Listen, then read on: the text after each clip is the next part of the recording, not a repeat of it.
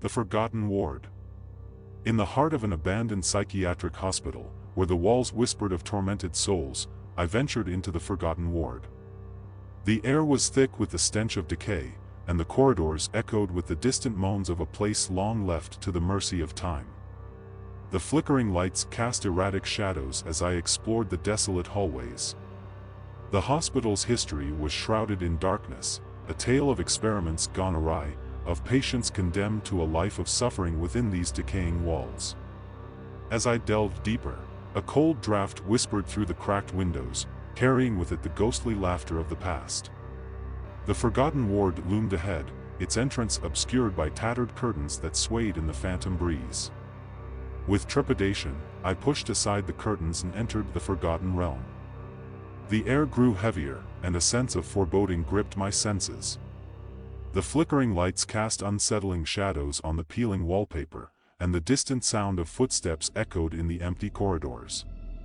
The first room I entered held remnants of a time long gone, a rusted bed frame, a solitary chair with a frayed cushion, and a shattered mirror that reflected the haunting emptiness. It was as if the spirits of the past clung to these decaying artifacts, their energy seeping into the very fabric of the Forgotten Ward. As I moved deeper, the temperature plummeted. Wisps of frost hung in the air, and my breath materialized in front of me. The echoes of agonized cries reverberated through the corridor, and the flickering lights cast long, distorted shadows that seemed to writhe in the dimness. The doors to the patient rooms stood ajar, revealing glimpses of the forsaken. Torn straitjackets lay scattered on the floor, and messages scrawled in blood adorned the peeling walls, a desperate plea to escape the clutches of the Forgotten Ward. A muffled sob echoed from one of the rooms, drawing me toward its source. The door groaned as I pushed it open, revealing a chamber frozen in time. A lone figure, huddled in the corner, rocked back and forth, a specter of a patient who had long lost touch with reality.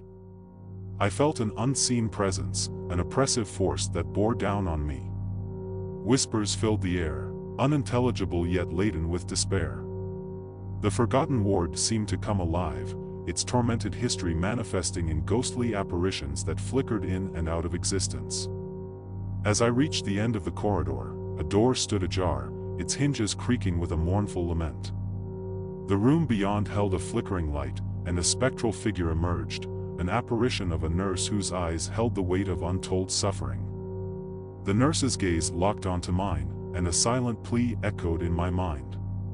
It was a plea for release, for acknowledgement of the horrors that had transpired within the Forgotten Ward. The air thickened with sorrow, and the temperature plummeted further, freezing the very marrow of my bones. With a sudden burst of unnatural wind, the flickering lights went out, plunging the Forgotten Ward into pitch darkness. The cries of the past crescendoed, enveloping me in a cacophony of anguish. I felt unseen hands brush against my skin, icy fingers tracing a narrative of suffering etched into the walls of the forsaken place. In the oppressive darkness, I stumbled toward the exit, guided only by the distant echoes of my own footsteps.